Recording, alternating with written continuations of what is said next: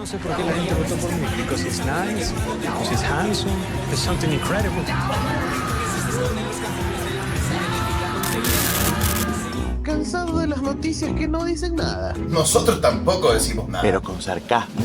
Incómodos, donde la verdad duele, pero da risa.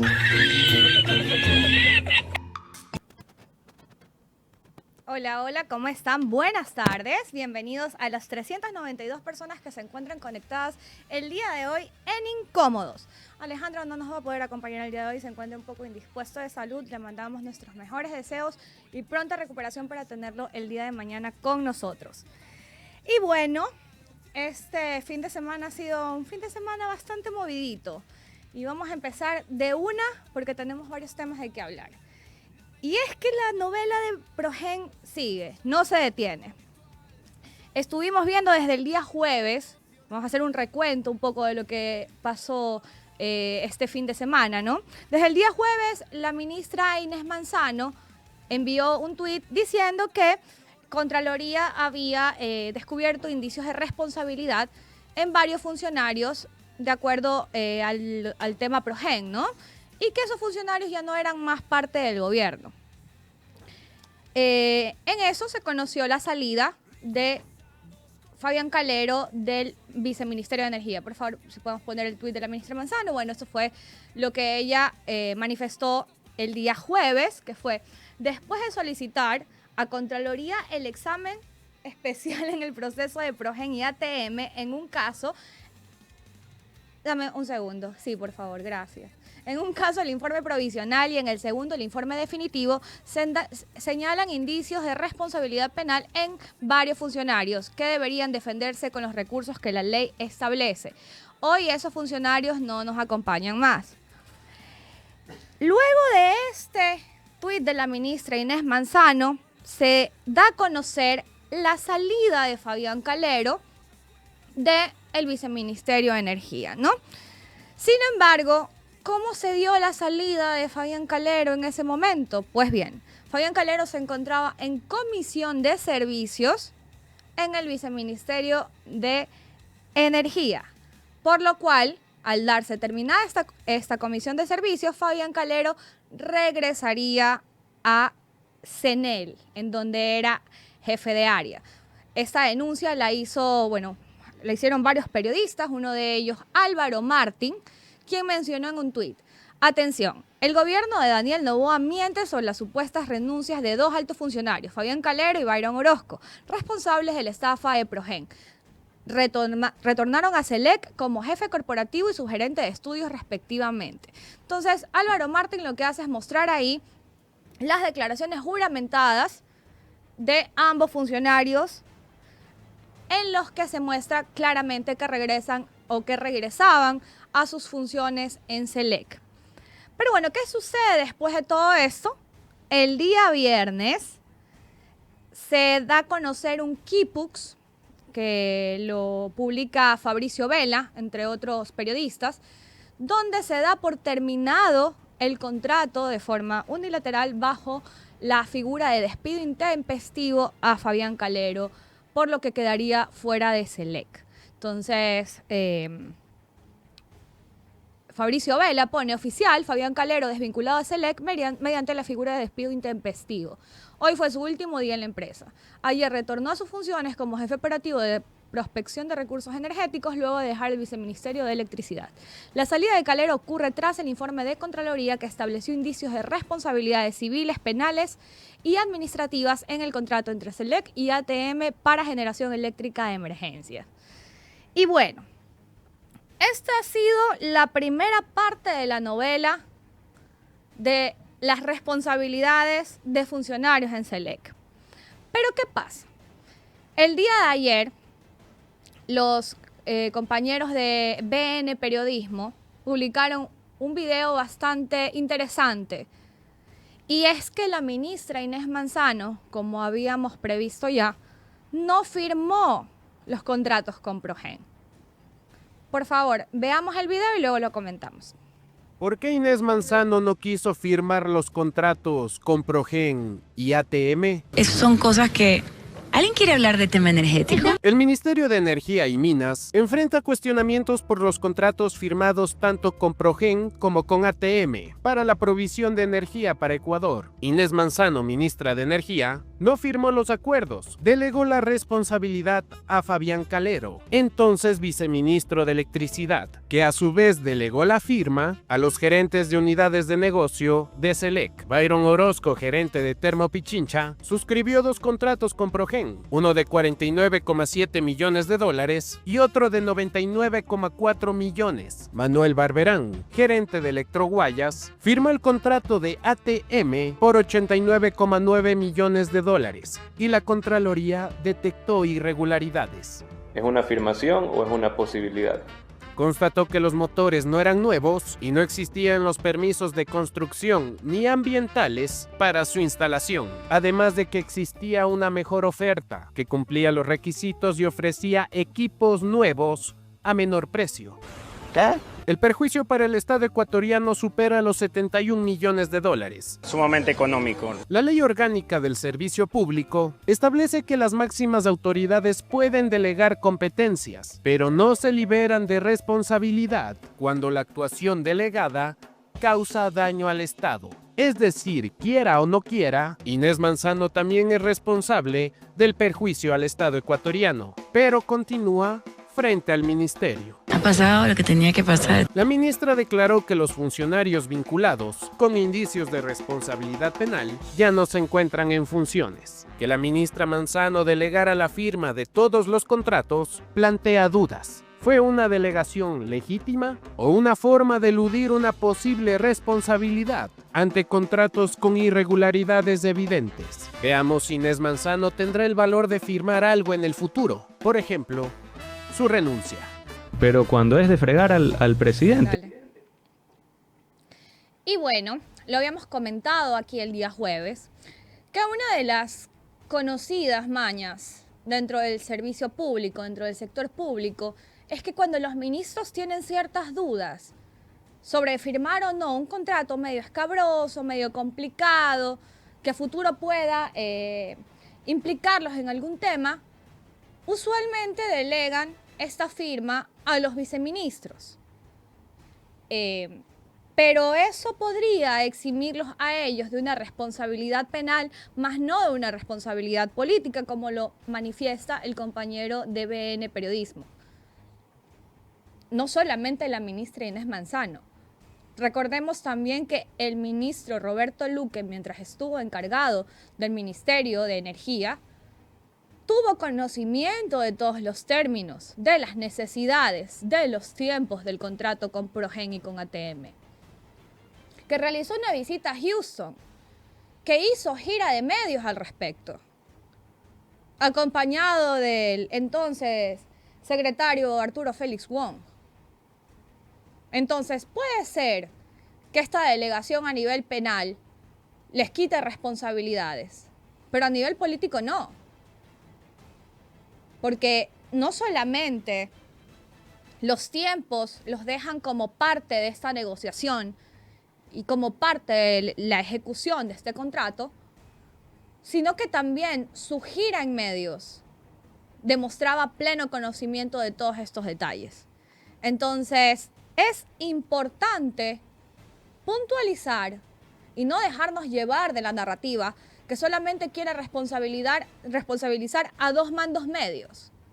Porque sí, o sea, Calero muy viceministro de Energía, pero termina siendo un mando medio, que estaba en comisión de servicios desde Selec. Entonces, ojo con los responsables. Voy a saludar a las personas que se encuentran conectadas en este momento. Gavita, un saludo. George Cedeño, saludos desde Manta. Rosbel, saludos, Rosbel. Clark Kent, saludos. Cecilia Portilla, la novela de Progen sigue, pero en redes y canales digitales. En la TV basura hay otros cuentos, chuta. Otros están bien embargados, menos yo. Manzano, por supuesto, corrupta. César Guerrero. Yo estaba en Imagi y salió Salcedo. Bueno, sí, lo que acaban de comentar los compañeros de Himno Nacional causa, no sé, cuestionamiento como un delincuente sentenciado que cumple su pena de 30 años en la cárcel 4 puede grabar videos y pautarlos en redes sociales y en páginas web por medio de Google Ads? ¿Cómo? ¿No se supone que en las cárceles están prohibidos los celulares? ¿Cómo un reo accede a grabar material audiovisual con ese tipo de producción, no? ¿Y cómo puede este reo pautar este contenido en portales web? ¿Quién financia esta campaña? ¿A quién le beneficia esta campaña? Mucho ojo ahí, ¿ah? Walter Walpa, saludos desde Suiza, gracias por su buen trabajo. Saludos, Walter, muchísimas gracias por vernos. Muchísimas gracias a las 367 personas que se encuentran todavía conectadas con nosotros. Por favor, dejen sus likes, compartan el link de esta transmisión y también cáiganse con su aporte, por favor, que es súper necesario para poder sostener proyectos como este. Recuerden que nosotros nos sostenemos gracias a sus colaboraciones, no estamos pautados ni vendemos nuestro pensamiento. Dice Javier Pareja, hola María Laura, te saludo desde la Gran Manzana, saludos Javier. Roosevelt, muchísimas gracias Roosevelt, sí, por favor, vayan aportando. Pero bueno, como este país se ha acostumbrado desde que el nuevo Ecuador está en funciones a vivir de cortina de humo en cortina de humo, de noticia en noticia, el sábado nos sorprendieron con que ya Fito se iba y así fue. Desde el día de ayer Fito fue extraditado a Estados Unidos. Vamos a ver este tuit de Coavisa Informa, por favor. Y bueno, alias Fito parte de Estados Unidos. Desde la cuenta de Nicolás Larenas se había ya anunciado que un avión, un Boeing del Departamento de Defensa Nacional de Estados Unidos, había aterrizado en el país, aterrizó por pocos minutos y por las mismas se regresó a Estados Unidos, y en este avión iba alias Fito como parte del acuerdo de extradición. Pero ¿qué pasa? Veamos por favor la siguiente imagen, que una de las cosas que se filtró de esta extradición flash a alias Fito, Adolfo Macías Villamar, a Estados Unidos, en esta foto la gente empezó a notar que Fito llevaba algo en el bolsillo, que parece celular, que tiene la forma de un celular, pero que según el gobierno no era un celular. Porque en sus cadenas del día lunes, en su rueda de prensa del día lunes, la vocera del gobierno, Carolina Jaramillo, aclaró que esto eran medicinas. Veamos, por favor, qué dijo Carolina Jaramillo al respecto. Te contesto el bolsillo de Fito. Si hay un bolsillo que le interesa al gobierno nacional, es el bolsillo de los ecuatorianos, pero para zanjarlo del bolsillo de Fito. Celular, ¿no? Lo que llevaba Fito en su bolsillo eran medicamentos, pero es lo que realmente nos asombra al gobierno nacional es cómo este tipo de especulaciones se tornan en temas importantes para la opinión pública. No por tu parte, Enrique, sino por parte de algunos periodistas que hacen de esto unas fábulas y unas historias muy creativas. Lo mencionaba ayer, pongamos el tuit del presidente, por favor, lo mencionaba ayer el señor presidente en su tuit, ¿no? Hay temas que son realmente relevantes, ¿no? El bolsillo de los ecuatorianos es uno de estos, pero hacen unas historias creativas, fábulas muy creativas respecto del bolsillo de Fito. Fito estaba rodeado del bloque de seguridad, pero además fue revisado por la DEA, ¿no? Entonces, hay algunos comentaristas de redes sociales que hacían toda una historia sobre el bolsillo de Fito, cuando lo realmente relevante para el gobierno nacional es el bolsillo de los ecuatorianos. Seguridad. Bueno, hay un trabajo sostenido en los temas de seguridad, Enrique. Les mostraba también cuál ha sido el despliegue en la provincia de Manabí. Pues bien, para ese celular tiene forma de celular, pero según la vocera Carolina Jaramillo, son medicinas. En fin, Fito se declaró no culpable en su audiencia. La siguiente audiencia está programada para septiembre y veamos cómo se desarrolla y bajo qué términos se desarrolla el juicio que va a enfrentar Adolfo Macías Villamar en Estados Unidos. Vamos a leer un poco los comentarios. Dice Miguel Ojara, es una Biblia de bolsillo. Pablo Naranjo, le interesa tu bolsillo, sangrarlo, destruirlo y matarse de risa en él por las declaraciones de la vocera Carolina Jaramillo, que dice que el bolsillo que le conviene o que en este momento le interesa al gobierno es el bolsillo de los ecuatorianos. Y no podría estar más de acuerdo, querida vocera Carolina Jaramillo, porque del bolsillo de los ecuatorianos salió el 3% más del IVA, que supuestamente era para financiar el Plan Fénix, del cual no se ha visto resultados. Entonces, coincido con usted.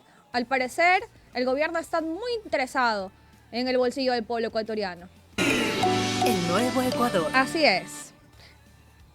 Clark Kent, los gringos nunca permiten que lleven nada a los detenidos, ni en CSI pasa eso. De hoy en adelante le voy a llamar cajita de pastillas al celular.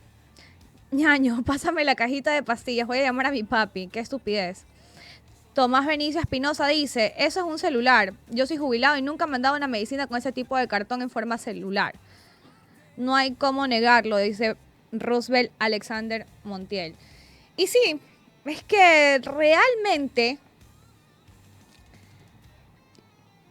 desde el gobierno, al parecer, se trata mucho a la gente de ingenua, por decirlo menos. Y tal es el punto al que ha llegado esto, que tenemos a un presidente que da declaraciones con la realidad absolutamente alterada. Y es así como el presidente Daniel Noboa en Esmeraldas dijo lo siguiente. Por favor, veamos el video. Hoy, terroristas y criminales son quienes deben de sentir miedo, porque enfrentan a un gobierno al que no podrán someter ni chantajear como el pasado. Otros que también deberían de sentir miedo son esos malos perdedores, esos que dicen que la tinta camina, esos que vienen acá a hablar cualquier tontera y vienen a decirle al pueblo que con ellos pudiesen estar mejor. Pues no, esa gente que no sabe perder, lo único que quiere es que ustedes también pierdan con ellos. Hay desarrollo turístico, ya la gente puede abrir sus locales, ya la gente puede trabajar, pueden enviar a sus hijos a la escuela. Y aún así, como les digo, hay otros que se han declarado enemigos del pueblo, se han declarado enemigos de un gobierno que trabaja por el pueblo y vienen acá a pasearse con dinero que nadie sabe de dónde lo sacan, porque vienen en carros carísimos, vienen pues encachinados de pies a cabeza, enjollados, se quedan en casas de lujo o en hoteles 5 estrellas y nadie sabe de dónde sale la plata de ellos. Mire usted, que el presidente diga en Esmeraldas que ahora la gente ya puede trabajar, que ya puede abrir sus negocios con tranquilidad, es hasta una burla, porque horas después se dio el asesinato de 11 personas en General Villamil Playas, que ya vamos a hablar un poquito más adelante sobre el tema. Mientras en Manabí hubo 20 muertos en un día, en Manta, 20 muertos en un día, 20, y 2 masacres, en donde en este país la gente sale con miedo de ir a un restaurante, de salir con la familia a caminar, porque uno nunca sabe cuándo lo puede alcanzar una bala perdida. Porque negocios como la picantería de la mamá de la chica de TikTok, que salió llorando la semana pasada, tienen que cerrar, porque no tienen las condiciones necesarias de seguridad para poder trabajar. Donde ya nadie le da la mano al otro, porque tenemos que vivir en constante desconfianza. ¿En qué país vive, señor presidente? O sea, yo en serio quisiera saber, porque entiendo que sus privilegios le nublen la visión de lo que experimentamos los ecuatorianos de a pie, de lo que experimenta la gente que tiene que ganarse el pan todos los días. Pero ya esto me parece a mí el colmo. No, porque es su responsabilidad, presidente, garantizarle seguridad real a la gente. Porque es su responsabilidad que la gente pueda realmente abrir sus negocios, que pueda realmente trabajar, que puedan llevar el pan a sus casas, que los niños puedan ir a las escuelas sin miedo. Es su responsabilidad. Es su responsabilidad que el sistema de salud se esté cayendo a pedazos, que no hayan insumos, que no hayan medicinas, que no se les pague a los trabajadores, que los médicos trabajen en condiciones deplorables e incluso sean extorsionados. Es su responsabilidad, señor presidente, hacer algo al respecto. Lleva un periodo de prueba de 1 año y medio y varios meses más desde que asumió nuevamente el mandato. ¿Qué están haciendo para volver reales sus declaraciones, presidente? Porque hasta este momento solo suenan a delirios. Reales no son. Y es que bueno, mientras el presidente delira, el país se desangra. Tienen las prioridades absolutamente mal ubicadas. Porque la justicia, en lugar de tomar acciones contra la gente que se está llevando en peso el país, como por ejemplo el caso Progen y ATM, se presta para los shows mediáticos como la colocación del grillete electrónico al alcalde Aquiles Álvarez. ¿Qué dice el tuit de La Historia? Cumplida la orden. Le colocaron el grillete electrónico al alcalde de Guayaquil, Aquiles Álvarez, llamado a juicio en el caso AAA por tráfico de combustibles. Y bueno, subieron una foto del alcalde de Guayaquil con el grillete electrónico conectado. A lo que, posteriormente, el alcalde, bueno, salió en sus redes sociales subiendo un video y diciendo que él está tranquilo, que no lo van a parar. No sé si tenemos ese video, Jeremy, no te lo di yo, pero porfis, para ver un poco lo que dijo el alcalde. No lo vamos a ver completo porque ya lo transmitieron nuestras compañeras en Himno Nacional, pero bueno, se le ve de buen semblante, de buen ánimo. Dijo que no va a permitir que empañen las fiestas de Guayaquil, que Guayaquil tiene alcalde, que van a seguir trabajando. Y bueno, considero que es lo que corresponde, ¿no? Que el gobierno lo tenga como un trofeo político mientras le dure, y a él lo que le toca, seguir trabajando por la ciudad. ¿Tenemos el video? Dale, no te preocupes, no. O sea, pasemos a lo siguiente. Porque, como les digo, están acostumbrados a distraernos con cortinas de humo, con golpes de efecto y también a perseguir a las voces disidentes. Me encantó la caricatura del día de hoy de Vilma Traca. Vamos a verla, por favor. En donde ejemplifica perfectamente lo que está sucediendo. Vemos al alcalde Aquiles Álvarez en el lado izquierdo de la pantalla, luego el presidente, en medio Progen, en un jarrón, con dinero adentro, y una figura con una cinta abajo que dice Petro Novoa, caminando con 2 personas más, 3 personas más, hacia el otro lado, dejándose llevar de dinero. Entonces, este es el panorama de cómo está operando la justicia en este país, amigos y amigas que nos ven en este momento. Mientras Progen nos deja bastante complicados al incumplir el contrato en unas condiciones en las que podría venirse una crisis energética, la justicia está persiguiendo al alcalde de Guayaquil. ¿Tienes el video? Bueno, vamos a poner el video del alcalde Aquiles Álvarez. Vamos a poner un poquito del video. Suban a dormir, que ya sube el papá. No seguro. Domingo 20 de julio, 7 y pico de la noche. El Cuenquita le va ganando a Liga de Quito. Yo creo que ese marcador conviene. ¿Quién pita? Aragón. Aragón y Penala. Vergelio Aragón. Bueno, el gobierno que siga celebrando, que siga teniendo la foto, que la enmarquen para ver si la ponen en algún cuarto o también de una vez pónganla en el salón amarillo que donde seguimos adelante. A mí la verdad que este tipo de situaciones lo único que hace es hacerme más fuerte. Es que no entienden, creen que es mentira porque algo coloradito soy. Yo me he formado por fuego, he pasado por fuego a lo largo de mi vida y la verdad es que no me hace ni cosquillas este tipo de situaciones. Es más, algo hasta pintero en la foto.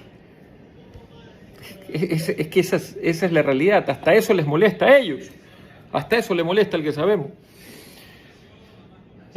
Quieren empañar las fiestas de Guayaquil como el año pasado, pero no podrán. Lo único que ha demostrado esta gestión del municipio de Guayaquil es obras y más obras. Y seguiremos adelante. No le vamos a parar bola a nadie. Vamos a seguir adelante. Estamos aquí. Me da risa, ¿sabes qué es me da risa y pena porque en vez de perseguir a los que se han llevado todo, no solo en este municipio, sino en muchísimos gobiernos autónomos, gobiernos, 2-0 el Cuenquita, están como el pavo, pero los que vienen de la empresa privada, que han pagado más de 8 millones, 10 millones de dólares en impuestos, son perseguidos y hoy tienen grillete. Ese es este país, es el mundo al revés. En un gobierno que no tiene gestión, solo persecución. En un gobierno que la única agenda es perseguir y molestar y buscar estigmatizar a sus opositores. Así estamos hoy. Pero bueno, seguimos adelante. La gente no es boba. De ley han de estar uno que otro celebrando ahí, riéndose ya. Con esto terminamos de destruir al alcalde que en el último mes tuvo una aceptación de un 50%. Bueno, sigan, porque lo único que han logrado es hacerme conocer a nivel país. Grateche. La gente no es boba. Y bueno, mientras el gobierno está ocupado lanzando cortinas de humo y deteniendo obras, a la gente la matan. No es que se matan entre ellos o en algo tuvieron que estar metidos. No. Hace rato esa narrativa perdió fuerza. Hace rato esa narrativa no tiene sentido en este país. Porque lamentablemente pudimos ver cómo el fin de semana asesinaron a 11 personas en General Villamil Playas. Por favor, pongamos la nota. El COE cantonal de Playas en Guayas declaró el estado de emergencia por 2 meses. Esto tras la masacre ocurrida a las 4 de la tarde del sábado, cuando sicarios llegaron a este billar y abrieron fuego con fusiles. Realizaron al menos 80 disparos y asesinaron a 11 personas. El local funcionaba en el patio de una vivienda sin cerramiento. Hoy la policía confirmó que 10 víctimas murieron en el lugar y una más falleció en el hospital del cantón. Los agentes no pudieron hacer el levantamiento de los cuerpos. Una multitud, entre familiares, vecinos y amigos, se tomó el sitio. Impidieron el trabajo de los peritos de criminalística y retiraron los cadáveres por su cuenta, negándose a que sean trasladados a Guayaquil para las autopsias. Según la investigación preliminar de la policía, el ataque estaría dirigido a un hombre que había ingresado minutos antes al billar y logró escapar. Se coló una persona que no pertenece a este grupo de muchachos. Logra escabullirse a una casa contigua a través de un portón o de una puerta de madera, y por esa casa contigua logra evadir la acción de estas personas que intentaron victimar. La policía sostiene que los 11 asesinados fueron víctimas colaterales. Entre ellos hay un adolescente de 17 años, un entrenador de fútbol de la prefectura del Guayas, 3 empleados municipales y un joven de 25 años, hijo del concejal Carlos Yagual. Víctimas colaterales es lo que se dice, ¿no? Pero con la hazaña que lo mataron ya no es víctima colateral, porque en realidad fueron acribillados, la mayoría de ellos, pues la cabeza destrozada. 3 de los cuerpos serán sepultados en Guayaquil. Hasta el cierre de este reportaje no había detenciones. A partir de mañana, las clases serán virtuales en playas y se han suspendido las fiestas cantonales previstas para agosto. ¿Con qué tranquilidad puedes salir a decir que 11 víctimas de una masacre, de un tiroteo, fueron víctimas colaterales que buscaban asesinar a otra persona que se dio a la fuga, sin mostrar el más mínimo resultado, sin decir, fueron identificadas ya las personas que cometieron este crimen atroz, tenemos aprehendidas a tantas personas, pero nada. Se limitan a dar ruedas de prensa sobre obviedades. No hay plan de acción. O al menos no se evidencia uno efectivo. Y el gobierno va de shows en shows. Mientras nos arrebatan hijos, padres, hermanos, profesionales. Ahí había hasta un profesor de una academia de fútbol de la prefectura. ¿Cuál es la esperanza que le queda a la gente?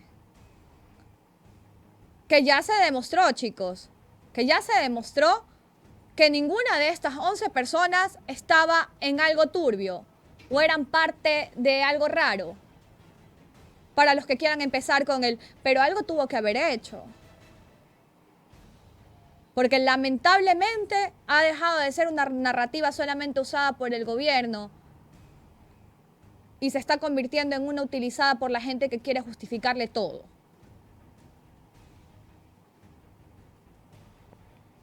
Y así van de cortina de humo en cortina de humo, de shows en shows, como el que protagonizaron también en Manabí, con esta entrada de carros y tanquetas a la provincia. Por favor, veamos el video.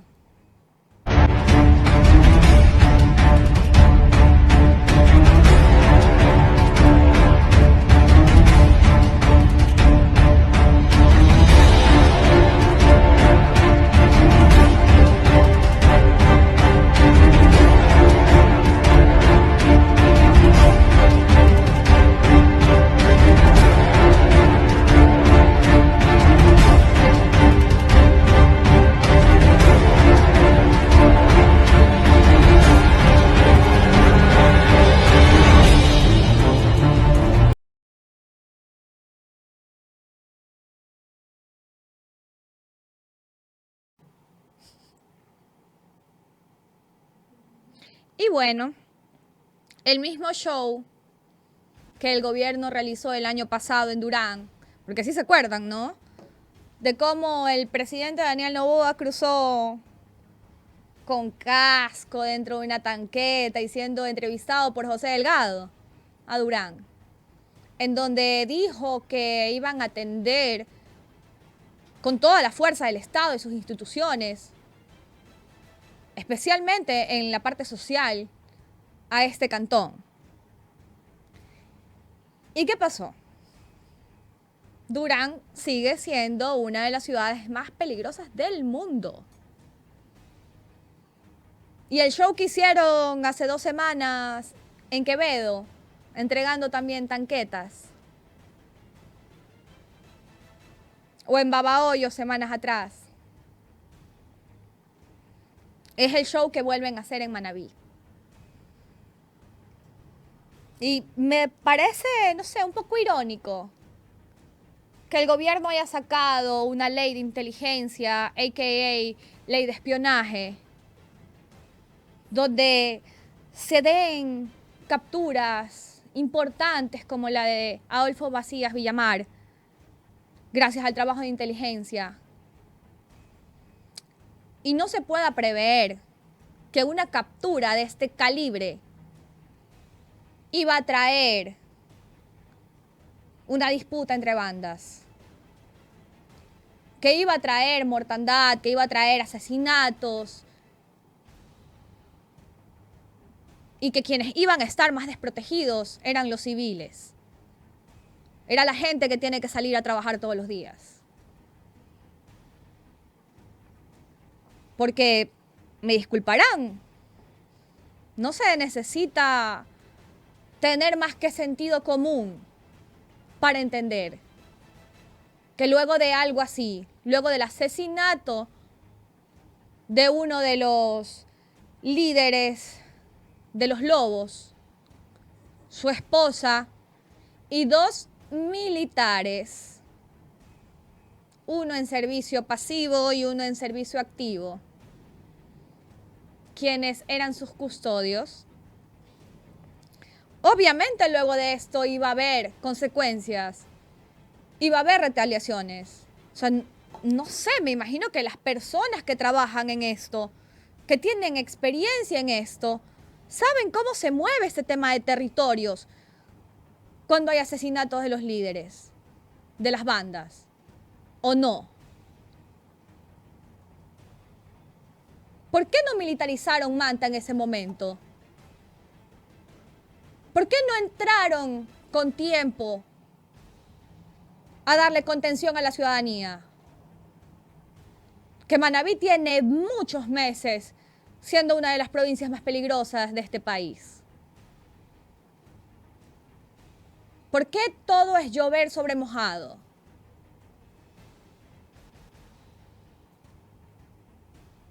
¿O es que el gobierno solo actúa poniendo curitas donde hay una herida bastante grande y profunda? El nuevo Ecuador. Así es.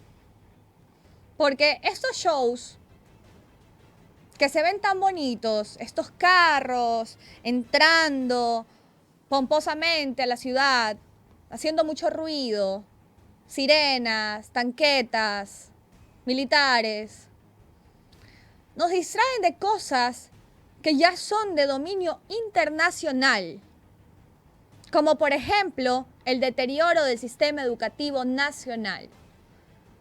El día de ayer, Diana Monroy subió un tuit en el que dice, no, el tuit, por favor, de Diana Monroy,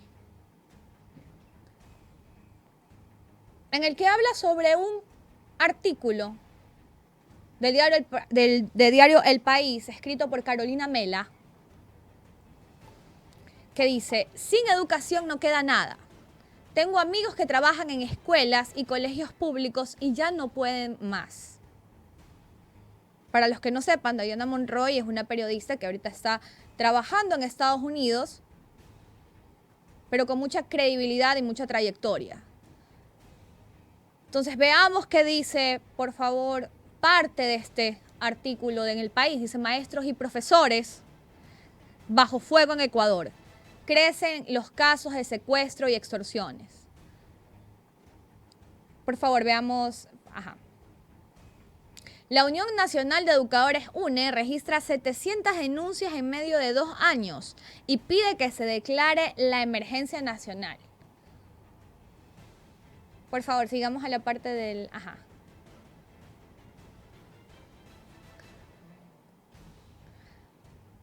Dice, la violencia ya no solo merodea las calles del Ecuador, se ha instalado en las aulas de las ciudades donde las bandas delictivas disputan una guerra por el control del territorio para el tráfico de drogas. Entre 2023 y 2024, la UNE registró 500 denuncias de maestros de escuelas públicas por delitos como intimidación, amenazas, extorsión, violencia psicológica y secuestro. Solo en los 3 primeros meses del ciclo escolar de 2025 se ha sumado otras 200 denuncias, en total 700 casos en menos de 2 años, y se teme que sean muchos más. Los registros oficiales del Ministerio de Educación, obviamente, muestran cifras menores, 179 denuncias en lo que va del 2025, de las cuales 119 son por extorsión y 7 por secuestro. 3 maestros han sido asesinados bajo la modalidad de sicariato y sus casos están en investigación. Más de la mitad de estos hechos ocurrieron en una sola ciudad, Durán, considerada hoy la más violenta de Latinoamérica. Ante las amenazas, 108 docentes han sido reubicados. Y entonces, amigos,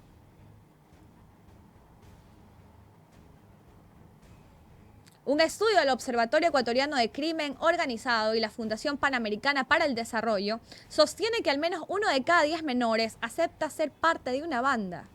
El propio gobierno ha reconocido el fenómeno y creó un comité interinstitucional para prevenir la captación de niños y adolescentes por las mafias, pero al mismo tiempo propuso el incremento de penas en delitos cometidos por menores de edad para ser juzgados como adultos. Las cifras de la situación de los maestros y profesores son apenas la superficie. La mayoría prefiere guardar silencio, sobre todo desde el asesinato de 3 de ellos en los últimos meses. Julio volvió al aula, pero ya no es el mismo. Enseña con miedo, mirando de reojo, esperando que nadie vuelva por él. En su escuela, otros 2 docentes han sido secuestrados. Tampoco lo denunciaron. ¿Y qué pasa, amigos? Mientras nosotros vemos o nos distraemos por shows como lo de Fito, por shows como lo del alcalde Aquiles Álvarez, persecución a periodistas, estamos perdiéndonos de lo esencial. El sistema educativo, no solamente que las escuelas están caídas a pedazos, que los niños no tienen las condiciones para ir a educarse a las escuelas, sino que viven en riesgo de vida permanente. No solo los estudiantes, sino también los docentes. ¿Y cuál fue la respuesta del gobierno semanas atrás? Mandar a las policías a requisar a los niños al ingreso de las instituciones educativas. ¿Dónde están los programas de contención? ¿Dónde están los programas integrales que se van a encargar de rescatar a esos niños de los GDOs? ¿Qué oportunidades les está dando el gobierno a esos niños para que no formen parte de estos grupos delincuenciales? Ninguno.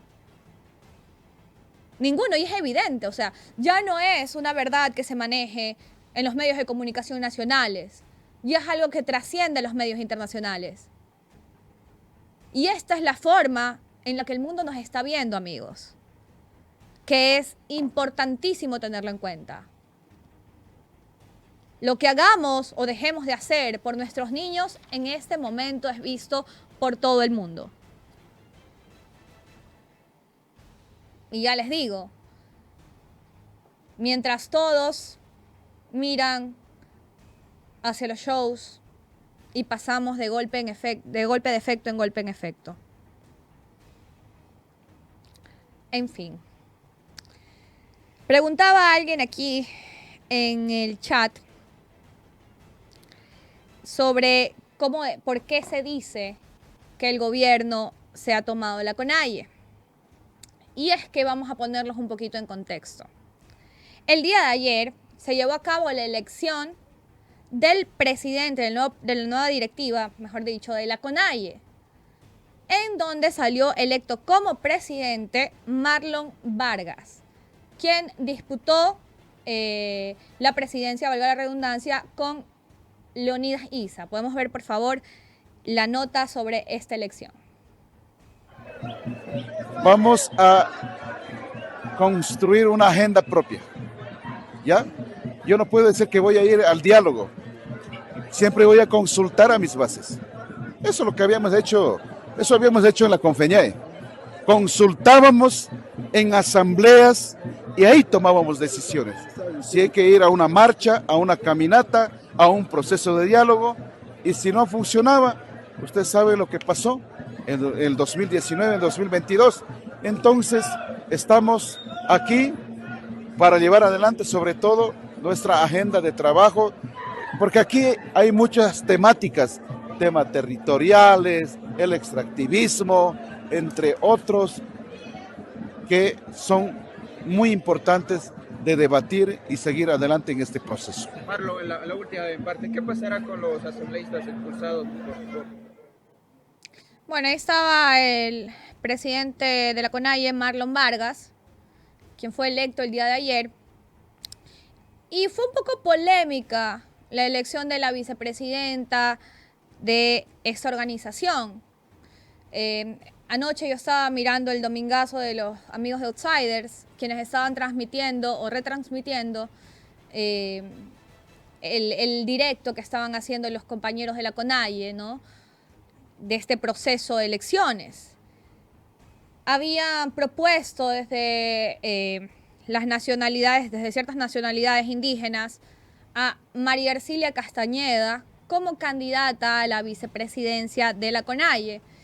Esta candidatura en ese momento fue impugnada porque se manifestó que la señora María Ercilia Castañeda había sido funcionaria del gobierno de Daniel Noboa, cosa que en el caso de haber sido hasta el día de ayer era prohibido por el estatuto de la CONAIE, el hecho de que ella pudiera acceder a la vicepresidencia.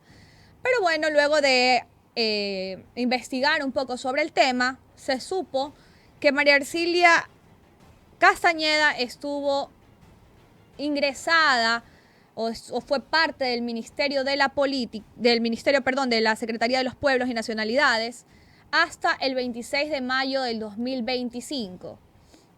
Por lo que en este momento no sería funcionaria, sino exfuncionaria del gobierno de Daniel Noboa.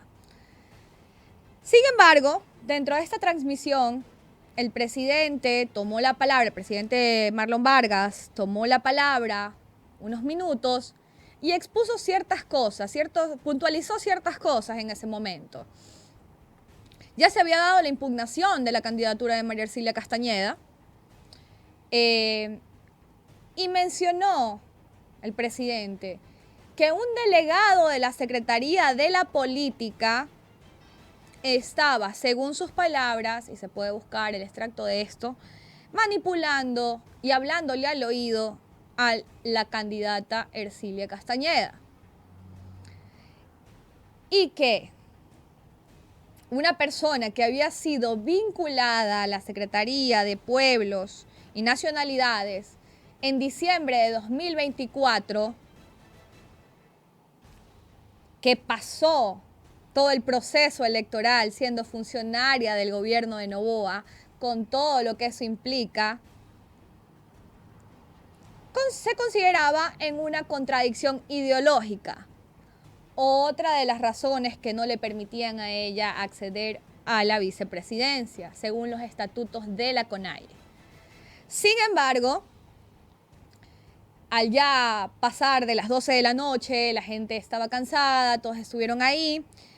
Una de las otras candidatas, la segunda candidata a la vicepresidencia de la CONAIE, decide renunciar y dejarle el paso abierto a María Ercilia Castañeda para que sea la nueva vicepresidenta de la CONAIE. Es decir, ya quedó electa la directiva de esa organización social tan importante. Veamos pues cómo se desarrollan las cosas y si el gobierno tendrá injerencia o no en la misma. Y es que hay más, amigos y amigas. Petroecuador cancela 7 contratos por venta de 15.1 millones de barriles de petróleo. Denuncia Darío Dávalos. Dice, urgente, Petroecuador cancela 7 concursos de venta de 15.1 millones de barriles de crudo Oriente y crudo Napo. Un retraso de ingreso por más de 900 millones. 900 millones. ¿Qué dice el boletín de Darío Dávalos? Dice, bajemos por favor, luego de haber leído el titular, que esto se da por la paralización de los oleoductos, que ya lo conversaron los amigos en Himno Nacional, del OCP y del SOTE. El gobierno nacional tenía previsto continuar con estos concursos el martes 22 de julio, luego de suspenderlos el 14 de julio. Sin embargo, con la situación actual de los oleoductos, no hay fecha para reiniciarlos. Se desprende de las comunicaciones enviadas a las posibles empresas participantes. Petróleo valorado en más de 900 millones de dólares a un precio de venta estimado de $60 por barril. Las primeras entregas de este producto estaban previstas durante todo el mes de agosto de 2025. Con la cancelación, Petroecuador debería programarlas. ¿Qué quiere decir eso, amigos? Que este boletín emitido por Darío Dávalos, en donde evidencia que Petroecuador tuvo que parar una venta de 900 millones de dólares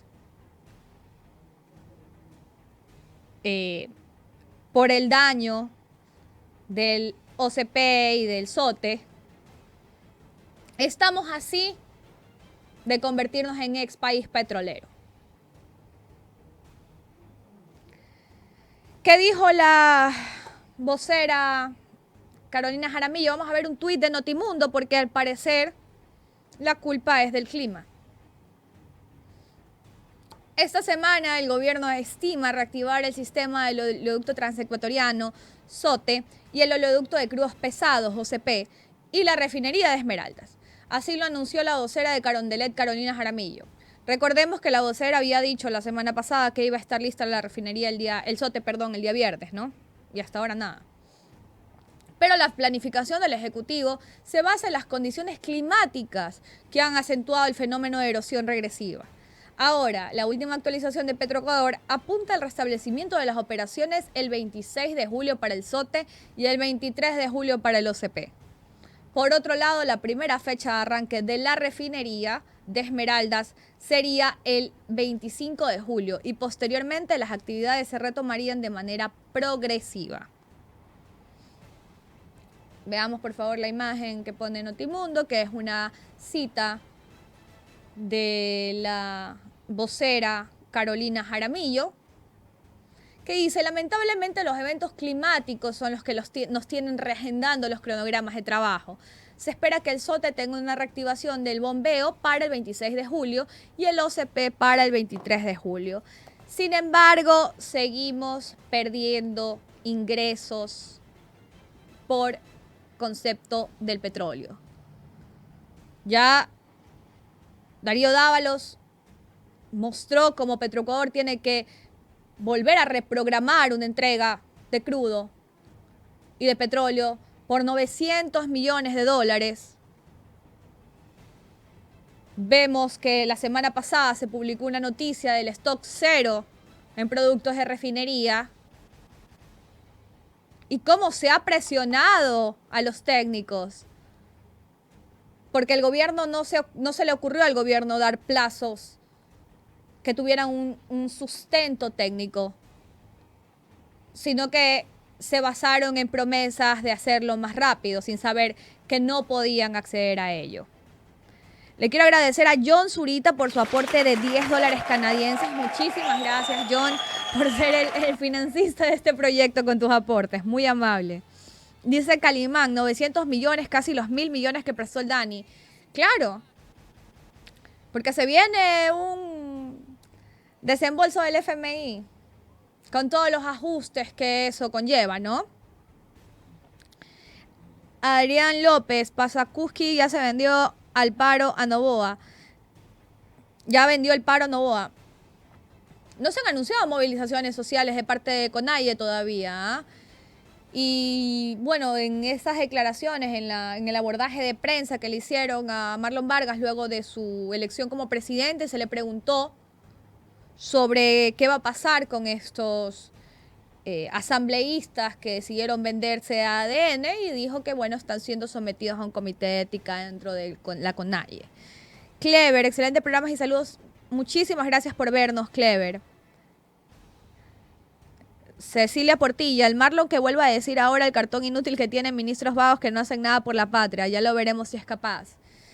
Creo que el tiempo lo dirá, porque justo ayer conversaba con alguien muy cercano a mí, cómo incluso ya en nuestro día a día nos estamos acostumbrando que el peso de la oposición la tenga exclusivamente el correísmo. Y amigos, no. El correísmo es parte de la oposición. Sí, el correísmo obtuvo una importante votación en las últimas elecciones. Pero hay más organizaciones sociales que están llamadas a actuar en representación de la gente que los puso ahí. Y la CONAIE es uno de ellos, ¿no? Entonces hay que ver qué hacen. Dice Ivette Velasco, seguimos perdiendo ingresos que se pueden generar por nuestros propios recursos, pero seguimos haciendo préstamos al FMI. Así es. Clark Kent, vengo del futuro y Pachacutic no tendrá ni 5 asambleístas en el 2029 por vendidos. ¿Sabes qué puede ser? Como no puede ser. Porque estas organizaciones sociales tienen sus estructuras bien armadas. Y en los momentos de campaña ellos saben lo que hacen. Entonces hay que ver cómo se sigue manejando Pachacutic de aquí en adelante con Marlon Vargas. Y bueno, vamos con el último tema del programa del día de hoy. Y es un tema bastante doloroso y que le preocupa lastimosamente a muy poca gente. Y es que el abandono estatal no solamente se evidencia en los hospitales, en las escuelas, en la calle en general, sino también en las cárceles. Sibel Martínez compartió una foto bastante delicada en Twitter que dice: matar de hambre, torturas a personas privadas de la libertad de manera sistemática y generalizada es un crimen de lesa humanidad que no prescribe. Y pone la foto de una persona que está casi que en los huesos y que según su denuncia no ha recibido alimentación. Denuncia también Sibel que el economato de la cárcel tiene varios meses sin funcionar. Y una persona ponía en este tuit como respuesta de que esa persona no solo murió de inanición, sino que también murió por ser pobre. Dice Sibel, de acuerdo, hay PPLs y PPLs, claro, porque la gente enseguida sale a decirte, que por algo están en la cárcel y todo ese tema, ¿no? Pero yo a Salcedo lo veo bastante llenito y bastante rosadito. Como dice Sibel, hay PPLs y PPLs. ¿Y por qué debería preocuparnos a nosotros cómo se está manejando el tema en las cárceles? Porque este fin de semana se conoció que hay 11 muertos por tuberculosis. Del 14 al 17 de julio, 6 presos fallecieron por complicaciones de la tuberculosis. Hasta el sábado 19 de julio llegaron a la morgue los cuerpos de 5 reos más con el mismo cuadro. 11 presos fallecidos por tuberculosis en una crisis de tuberculosis que ya tiene cierto tiempo. Amigos, el problema de no querer mirar hacia allá es que estos presos reciben, estos PPL, estas personas privadas de la libertad, reciben visitas de sus familiares, visitas de gente que está en constante comunicación con otras personas acá en el exterior. Y con el sistema de salud pública tan debilitado, Cuidado y no se vaya a estar gestando otra nueva emergencia en salud pública. Por simplemente virar hacia otro lado y decir, bueno, son presos, se lo merecen. ¿En cuánto tiempo nos va a explotar estos problemas en la cara, amigos? Las señales ya están.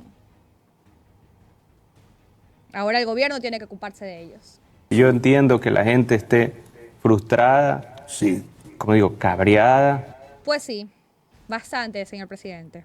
Ojalá hicieran algo con esa cabreadez y esa indignación.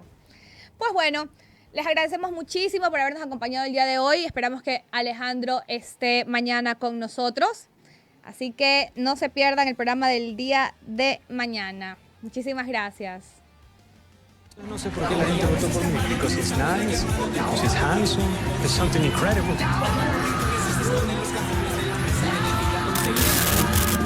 Cansado de las noticias que no dicen nada. Nosotros tampoco decimos nada. Pero con sarcasmo. Incómodos, donde la verdad duele, pero da risa.